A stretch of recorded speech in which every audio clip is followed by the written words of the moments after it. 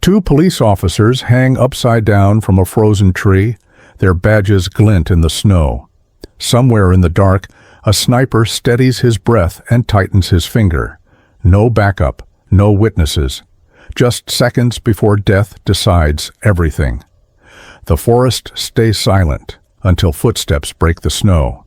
A retired Navy SEAL charges into the kill zone. One hand pulls the ropes. One signal sends his dog into the darkness. Gunfire erupts. Before we begin, tell us where you're watching from and subscribe for more stories of faith, courage, and the miracles God hides in the darkest places. Winter sealed Denver's outskirts in white silence. A lone cabin waited at the forest edge while a yellow taxi idled, its engine ticking softly, snow drifting down like ash from an old fire. Jack Miller cut the engine and let the quiet settle. Quiet was safer than sound. Sound invited memory. Memory invited the war. He stayed seated longer than necessary, hands resting on the wheel, breath fogging the windshield. The night pressed in, cold, patient, indifferent. Jack had learned to respect nights like this. They hid things. They also revealed them. He thought of the routine he had built to survive. Drive until the city thinned out, park near the cabin, sleep, repeat. Taxi driver by daylight, ghost by night. It wasn't a life so much as a ceasefire. Rex shifted beside him, not a bark, not a whine. A low, restrained growl, barely there, like a warning meant only for someone who knew how to listen. Jack felt it before he understood it. The tightening in his chest, the old reflex scraping its way up from a place he kept buried. He glanced toward the tree line, nothing but snow and shadow. "Easy," Jack murmured, unsure whether the word was meant for the dog or for himself.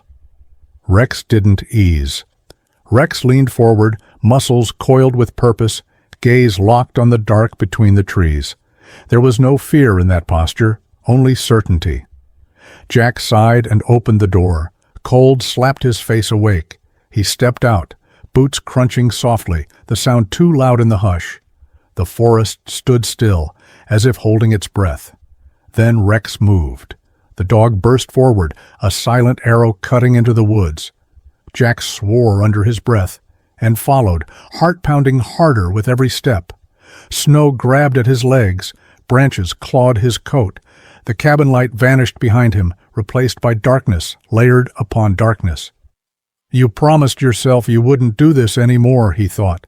"You promised you were done running toward gunfire." Rex slowed near a massive pine, its lower branches sagging under snow.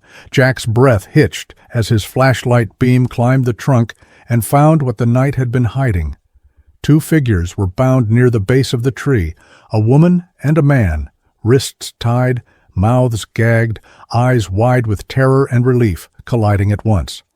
Behind them, higher up, swaying slightly in the wind, were two more bodies, uniformed, suspended by ropes, looped over thick branches. Police. The realization landed heavy, crushing the air from Jack's lungs. This wasn't random. This wasn't desperation. This was a message. Rex growled again, deeper now, positioning himself between Jack and the shadows beyond the tree. Jack forced himself to move. Training cut through the shock like a blade. He knelt, working quickly, fingers numb but precise, as he sliced through bindings. "You're safe," he whispered, though he didn't believe it himself. The woman's breath came in ragged sobs. The man tried to speak, failed, nodded instead. Jack didn't ask. Questions. Questions came later, if later existed. He had just freed the last knot when the night exploded. The crack of a rifle tore through the forest, sharp and clean. Bark shattered inches from Jack's head. Another shot followed, closer this time. Sniper. The word didn't panic him. It focused him. Jack dropped low, dragging the two officers down with him as another round screamed overhead. His mind raced, not with fear but with calculation. Distance, angle, wind. Whoever was shooting knew what they were doing. Rex didn't wait for a command. The dog lunged toward the left, crashing through brush, kicking up snow, a living distraction that barked once, loud, defiant, fearless. Jack felt the pull inside him then. The old argument, the one that never truly ended. Run, hide. You're not that man anymore. If you don't act, they die. He chose. Move, Jack hissed, hauling the two officers toward a shallow ravine. Another shot cracked. Snow burst beside them. Jack shoved them down the slope and slid after them, branches tearing at his gloves. They ran blind, guided only by instinct and Rex's distant movement. Jack didn't look back. Looking back froze you. He knew that from deserts half a world away. They didn't stop until the forest thinned and the ground dipped sharply beneath their feet. The earth gave way. Jack felt weightlessness, then impact, then the world turning white. Morning came without ceremony. Cold woke him before pain did, a sharp, biting cold that cut through layers and bone alike. Jack groaned and tried to move. His body answered in protest. Rex's breath brushed his face. Jack opened his eyes to a ceiling of gray sky and drifting snow.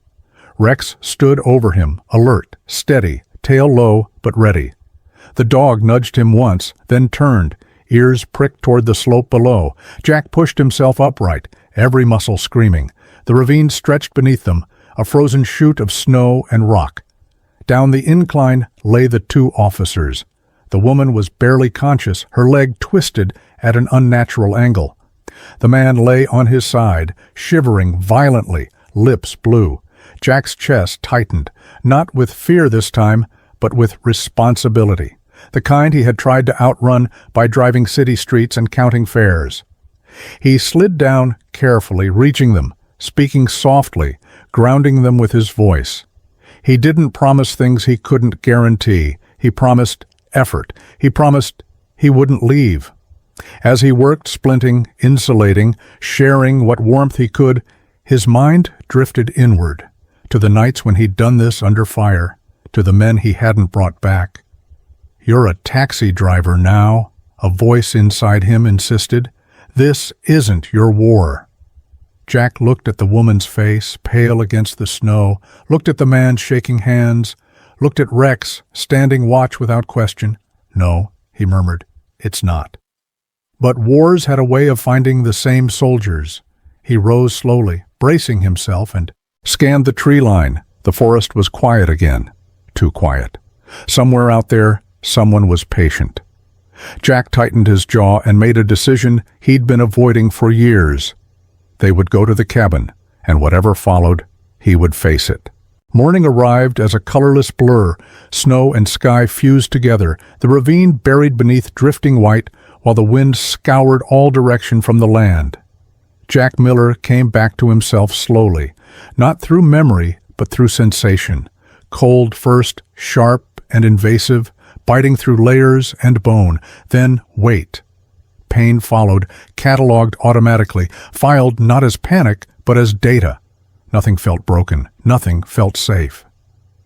Rex's presence grounded him before thought did.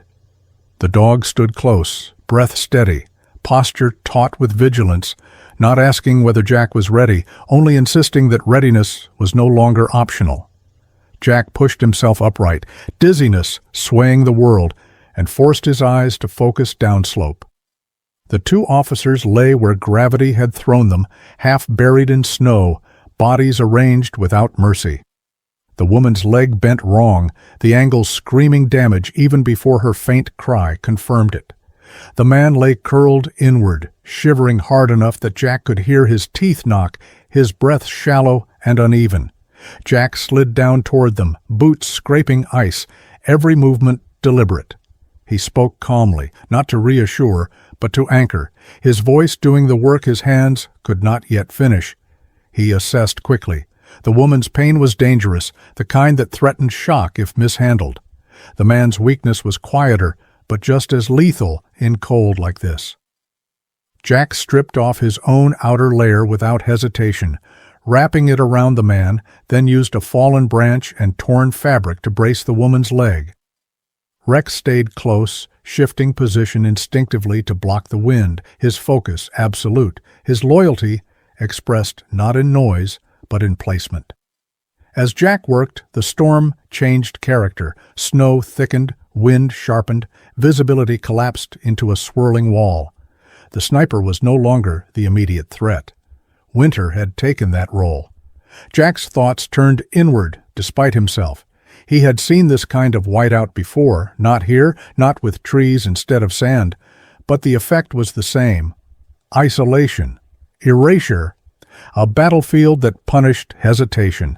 A memory surfaced uninvited, of another ravine, another man bleeding while Jack calculated odds and lied to himself about choices. He pushed it down. This wasn't then. He finished securing the splint, checked circulation, adjusted layers to conserve heat. The woman drifted in and out of consciousness, pain pulling her under, despite his efforts.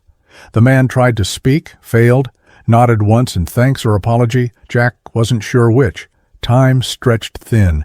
Staying here meant freezing. Moving meant risk. Jack scanned the terrain, orienting by instinct more than sight, and made the call. The cabin wasn't far in distance, only in difficulty. Rex knew the way. Jack slung the man's arm over his shoulder, urged the woman to bear weight only where she could, and started forward, every step a negotiation with gravity and fatigue. The storm fought them without malice, simply doing what storms did. Jack focused on process, breathe, step, balance. He felt the old clarity return, the one that frightened him because it worked.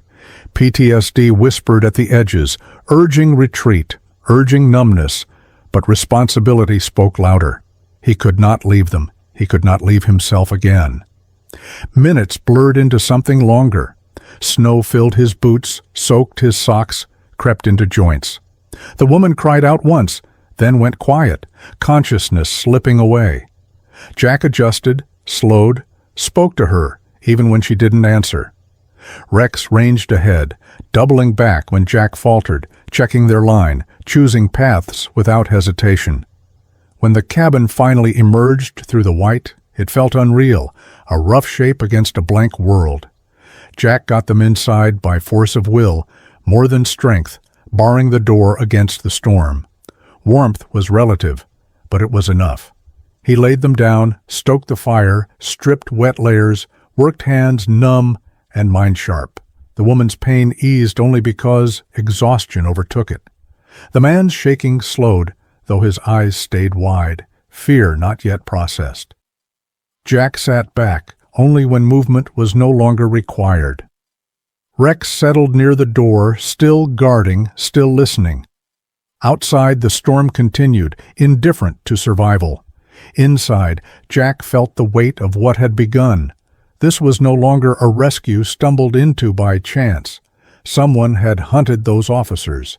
Someone patient enough to use snow as an accomplice. Jack stared at the fire and understood that the past he had tried to outrun had not chased him here. It had waited. And now, with 2 lives depending on him and a storm sealing them in, the only question left was not whether trouble would come, but how soon. The cabin breathed uneven warmth, firelight fighting cold shadows while wind battered the walls, sealing 4 lives inside a fragile pocket of survival at winter's edge. Jack Miller worked without ceremony, hands moving from muscle memory rather than thought, each motion grounded in years he pretended were gone. The woman lay pale and still, pain finally overwhelming fear, her breathing shallow but steady enough to promise time if handled correctly. Jack focused on that promise. He spoke to her softly, not expecting answers, reminding her body that it had not been abandoned, that pain did not mean surrender. He adjusted the splint, checked circulation, watched for the subtle signs he had learned to respect more than dramatic symptoms. Shock was quiet. Death often was. Rex stayed close, not intruding, not anxious, simply present in the way only something trained by danger could be, a silent anchor that steadied the room without demanding attention. When the woman slipped fully into unconsciousness, Jack felt the familiar tightening in his chest, the old fear that came not from blood, but from responsibility. He pushed it down and turned to the man, who sat hunched near the fire, wrapped in borrowed layers, shaking less now, but still fragile. The man's eyes tracked Jack with the awareness of someone who understood exactly how close the edge had been. He spoke slowly, conserving energy, words measured like steps on ice. He explained that they were not targets by chance. They had been investigating illegal winter extraction routes, operations that moved under cover of snowstorms and frozen ground, using the season itself as camouflage. Heavy equipment traveled where no one looked. Waste disappeared where rivers slept under ice. They had followed patterns, then names, and finally authority. Another officer had been assigned before them, a senior investigator who had asked too many questions and died in what the reports called an accident. After that, files vanished, reports corrupted, internal systems returned silence where answers should have been. The man's voice hardened when he admitted what that silence meant. Someone high enough to mute alarms had chosen to protect the operation. Someone with a badge heavy enough to bend the truth. He reached shakily into his pocket and produced a small USB drive, holding it as if it weighed far more than plastic ever could. Everything they had salvaged lived there, he said. Images, logs, timestamps, fragments of proof copied offline before access was cut. The data was encrypted, beyond what they could crack alone. They needed the city, needed resources untouched by whoever had turned the system against them. Jack listened, saying little, his gaze fixed on the fire, while his mind rebuilt the world around the words. This was not unfamiliar. The shape of corruption changed, uniforms shifted, but the mechanism remained. Power hid behind procedure, winter hid behind weather, violence hid behind deniability. He felt the pull to step back, to draw a line and say this was no longer his fight. He also felt the deeper truth, heavier and quieter, that stepping back would cost him more than stepping forward ever could. Rex moved closer to the woman, sensing her distress even in sleep, positioning himself so his presence cut the draft. Jack watched the dog and felt a surge of something dangerously close to gratitude. Loyalty like that did not question. It did not negotiate. It simply stayed. Jack thought of the nights he had failed to stay when orders and fear had pulled him away from men who needed him. The memory burned, not sharp, but steady. He turned back to the man and asked only what mattered. Were they being hunted still? The man nodded once, not with panic, but with certainty. Whoever had left them hanging would not accept survival as an outcome. Jack absorbed that, feeling the cabin shrink around the reality. He checked the door seals, reinforced the latch, inventoried supplies with the detached calm that came from long familiarity with siege. He did not promise protection. He promised honesty. If they stayed, danger would come. If they moved, danger would follow. There was no clean path. The woman stirred briefly, pain flickering across her face, and Jack returned to her side, grounding her again, whispering through the storm's roar that she was not alone. As the fire settled into a steady burn and the wind screamed its indifference outside, Jack accepted what the night had already decided. He had tried to bury his past under routine and distance, but it had surfaced here, called by injustice and chance. The USB rested on the table between them like a loaded question. Somewhere beyond the snow, a city waited with answers, locked behind code and courage. Jack stared at the drive and felt the weight of the road ahead press down on him, knowing that once they moved toward the truth, there would be no returning to quiet drives and counted miles, only forward motion into consequences that winter could no longer hide. Dawn thinned the storm into a brittle calm, snow-crusted and pale, the forest holding its breath as if aware that whatever survived the night would soon be tested again. Jack Miller woke before the fire settled, the quiet pressing on him harder than the wind had. Quiet meant time to think, and thinking was where the ghosts lived. He stood alone for a moment, listening to the cabin creak, measuring the distance between heartbeats. The decision had already been made some time before morning, but acknowledging it still felt like crossing a line he had drawn years ago and sworn not to touch. He looked at the door, at the snow piled against it, at the path that would lead them back toward roads and questions and eyes that would not look away. He also looked inward, where the old rules waited, patient and unchanged. The man did not ask him to stay. The woman could not. Rex watched him without judgment, sensing the shift, understanding that purpose had returned, even if it frightened the man who carried it. Jack told the officers to rest and conserve strength, his voice calm, his words precise. He did not explain where he was going, only that he would be back before the light changed. Outside, the air cut clean and sharp. He crossed to the old shed beyond the tree line, a place he had avoided since the day he decided to become ordinary. The lock resisted, then gave. Inside, dust and memory clung together. He stood there longer than necessary, breathing, steadying the tremor that rose not from fear, but from recognition. He touched the gear he had packed away with care that bordered on reverence, feeling the weight settle not just on his shoulders, but in his spine, aligning something that had been crooked for too long. He told himself this was not a return, only a retrieval, a borrowing of tools to solve a problem that did not respect his desire for peace. When he left the shed, he moved differently, not faster, not louder, but with an economy that frightened him because it felt right. He walked the perimeter, eyes tracing lines the storm could not erase, hands placing measures that required no explanation. Traps were not anger, they were preparation. He laid them where fear would force mistakes, where impatience would betray confidence. He returned to the cabin and checked the officers again. The woman slept, her breathing deeper now, fragile but present. The man met Jack's eyes and understood without being told that waiting was over. Jack gave him simple instructions, roles that fit what the man could do without breaking. He did not turn him into a soldier. He gave him a place to stand. As daylight faded, the world narrowed.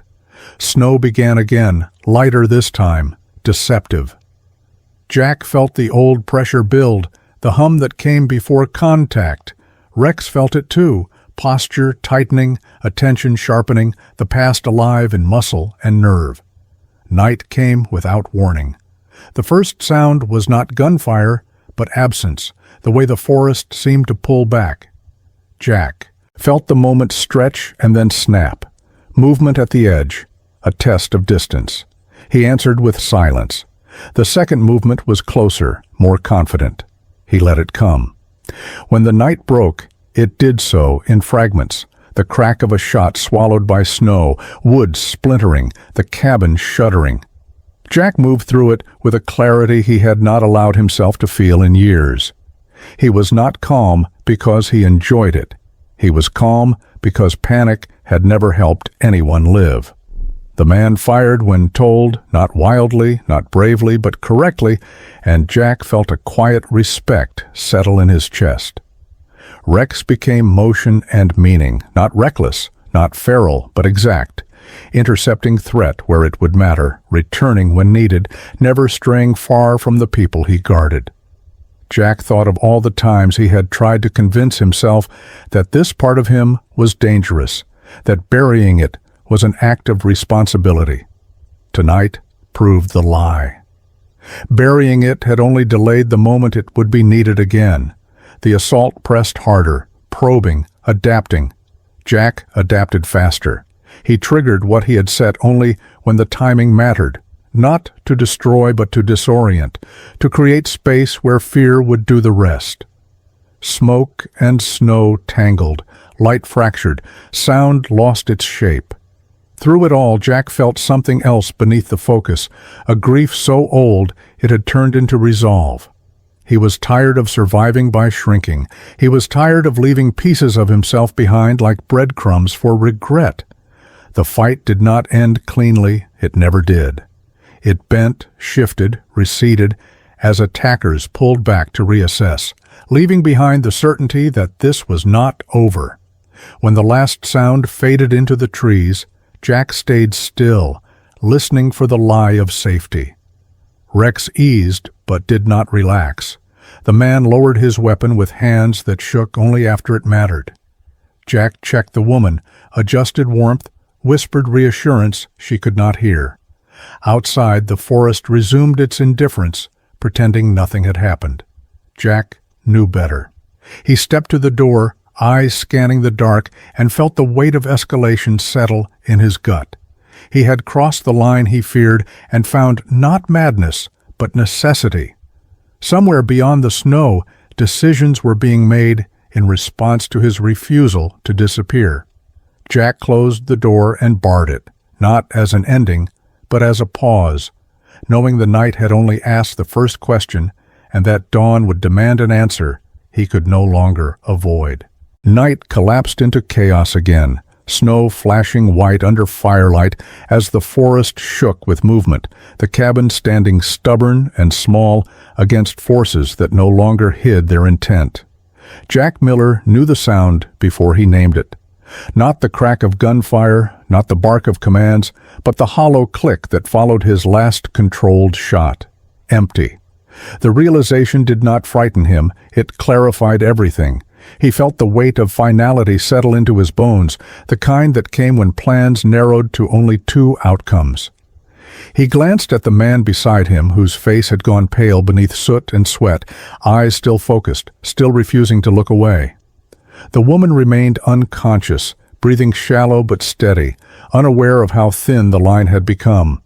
Rex stood forward, planted, blocking angles Jack could no longer cover, every instinct screaming endurance rather than retreat. Jack's thoughts did not spiral. They folded inward. He remembered another night years ago, another position overrun, when radios went silent, and the only choice left was whether to vanish or call out. Back then, pride had delayed him. Men had paid for that delay. He would not repeat it. Hours earlier, when certainty had replaced hope, Jack had sent a signal he never thought he would use again, a simple burst coated with memory and trust, aimed not at command structures, but at people who understood what silence meant. He had not waited for an answer. Answers took time. Survival did not.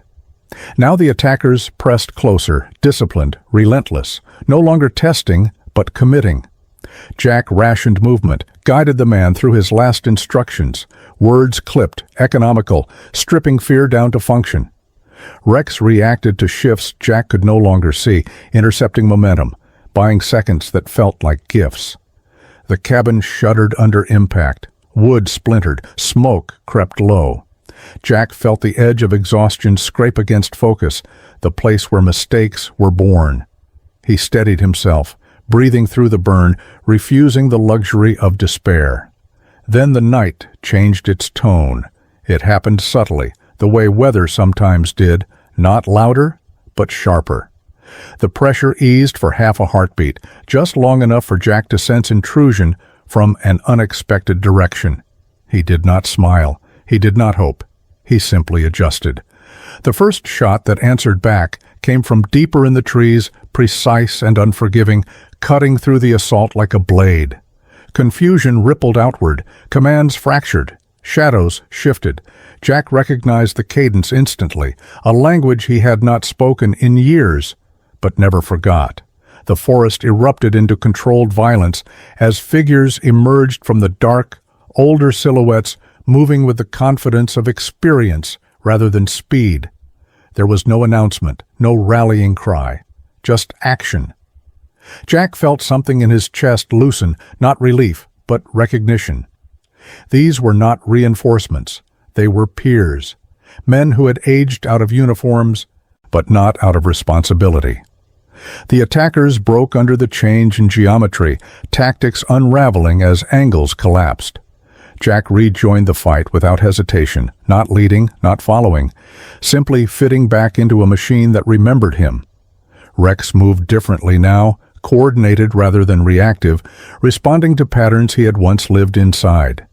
The man beside Jack stared in disbelief as the tide turned, fear replaced by awe, too late to interfere.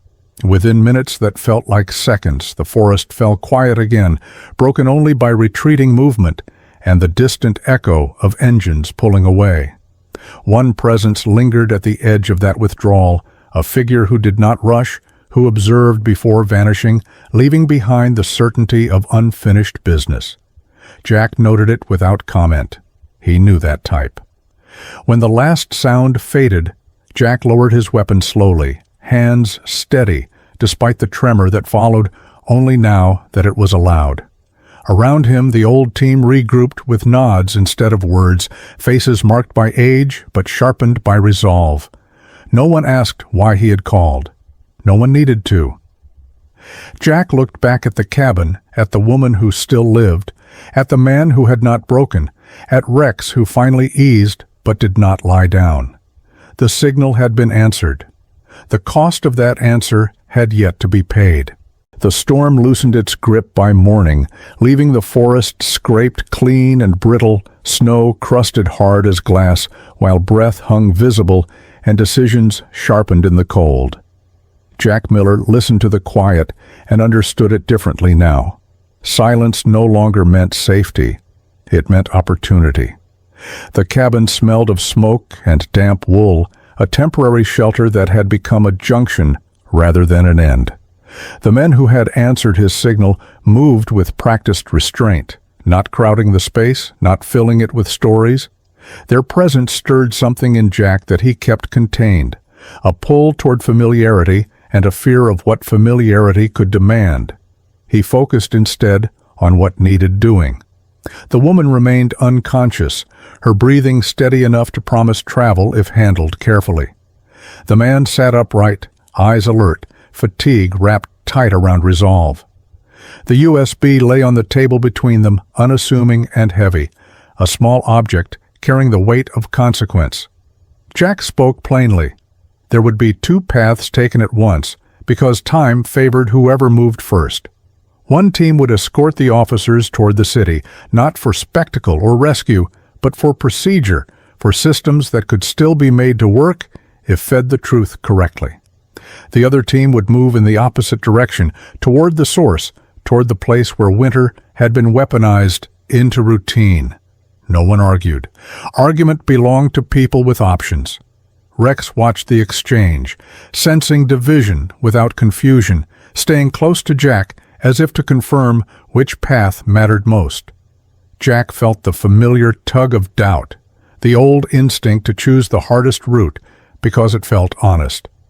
He also felt the quieter wisdom earned at cost, the knowledge that protecting truth sometimes meant letting others carry it. He handed the USB to the man, closing his fingers around it until the tremor stopped, meeting his eyes long enough to transfer responsibility without ceremony. He checked the woman once more, adjusting layers, anchoring warmth, grounding her body against the cold that had nearly taken her. When the escort team departed, their movement was deliberate, a line cut clean through the snow toward roads and light. Jack did not watch them go. Watching invited second thoughts. He turned instead toward the remaining men, toward the direction the attackers had withdrawn, toward unfinished geometry. They moved before the land could reset, reading signs the storm had failed to erase. Jack felt the old clarity return, unwelcome and necessary, a narrowing that stripped the world to function. He did not relish it. He used it. Rex ranged ahead and returned, not as a scout seeking approval, but as a partner shaping choices, his presence steadying Jack when memory pressed too hard. The camp revealed itself by absence first, a pocket of stillness where snow lay wrong, where machinery had rested long enough to compress the ground. Jack's thoughts flickered to the city, to fluorescent rooms and screens where truth would have to fight bureaucracy instead of bullets. He trusted that fight would happen. Here the rules were simpler. They closed in without haste, controlling space, forcing the camp to declare itself. When it did, resistance faltered quickly, confidence dissolving into calculation, and then into error. Jack did not lead with rage. He led with inevitability. The man at the center, the one whose authority had bent others into silence, attempted to withdraw behind rank and threat. Jack saw through it, not with satisfaction, but with weary recognition. He had met this type before, men who mistook systems for shields. They took him alive because that mattered more than victory. They secured proof because proof endured. As the camp fell quiet, Jack felt the weight shift again, not lifting, but settling into something manageable. He thought of the woman waking somewhere down the road, pain waiting to greet her like an old acquaintance, of the man holding a device that could redraw the future if handled with care. He thought of Rex, who stayed close, whose loyalty had never required explanation. The work here ended without triumph, only completion. Jack turned back toward the cabin for the last time, aware that the path ahead would lead him not deeper into isolation, but into a reckoning shaped by daylight and record and consequence. Winter had been used to hide the truth. Today it had failed. Winter loosened into a pale, steady morning, snow thinning to a soft fall, as the forest and the road beyond it shared a rare stillness, the kind that follows work finished rather than danger past. Jack Miller stood at the edge of the clearing and felt the weight of completion settle without ceremony, not as relief, but as balance restored, the kind that came when actions finally matched conscience. The night's geometry had collapsed into lines that made sense again, evidence secured, a man who had bent a system into silence now bound by it, and a path opened for truth to travel without being strangled by weather or fear. Jack did not follow the convoy when it moved, did not need to see the handoff to understand its significance. The city would do what cities did best when forced to look at themselves under light and record and oath. The officers would tell their story, not as heroes, but as witnesses who refused erasure, and that would be enough. He watched the last vehicles disappear through the trees and turned back toward the cabin, toward the place where survival had been ordinary and necessary, before it became consequential. Rex moved beside him with an ease that signaled resolution, not relaxation, as if the dog understood that vigilance could soften without dissolving, that purpose did not require constant tension once it had been fulfilled. Inside, the cabin felt different, not warmer or safer, but honest, the kind of honesty that arrived after hard truths had been spoken and endured. Jack cleaned what needed cleaning, repaired what could be repaired, and left the rest as it was, scars included, because pretending nothing had happened felt like another kind of lie. He thought of the woman waking to pain that would remind her she had survived, of the man learning to trust his own voice again as the system listened, of the quiet courage required to stand by facts when power preferred silence. He did not imagine gratitude or headlines or the comfort of being named. He had learned long ago that recognition was a currency that could corrode judgment if accepted too eagerly. Instead, he accepted the smaller reward of alignment, the sense that the person he had been trying to bury and the person he had become were no longer at odds. The war inside him did not end, but it changed shape, no longer a constant ambush, but a watch that could be shared. Rex circled once and settled near the door, attention angled outward, not because danger was imminent, but because habit was an expression of care. Jack smiled at that, a brief curve that surprised him with its ease, and felt the memory of other smiles fade without bitterness. He brewed coffee and drank it slowly, letting the steam warm his face, letting time pass without measuring it against threat. Later, when the light grew stronger, he stepped outside and surveyed the land with eyes that had once searched for targets and now searched for repair. He knew the cabin would not remain untouched by consequence. Investigations did not end at tree lines, and accountability traveled in both directions. But he also knew that retreat was no longer his default. The taxi waited where he had left it, yellow dulled by snow but ready. an unremarkable tool for a life he would continue to live without apology. He checked it, cleared the windshield, and rested his hands on the hood for a moment, grounding himself in the ordinary weight of metal and purpose. The city would call, not with sirens, but with schedules, and he would answer, not as an escape, but as a continuation, driving people from where they were to where they needed to be, one fare at a time, the way peace often moved, incremental and unseen. Rex stood and stretched and returned to Jack's side, present steady, an agreement without words that wherever Jack chose to go next would be chosen together. As they set off, Jack did not look back at the cabin with longing or regret. He acknowledged it as a chapter closed by action rather than avoidance. The road opened ahead, gray and honest, bordered by snow that no longer hid the truth. Jack drove into that openness without hurry, carrying with him the quiet understanding that guardianship did not require banners or applause, only the willingness to stay when leaving would be easier, and that some victories were measured not by what was taken down, but by what was allowed to stand. Sometimes miracles do not arrive as thunder or fire from the heavens.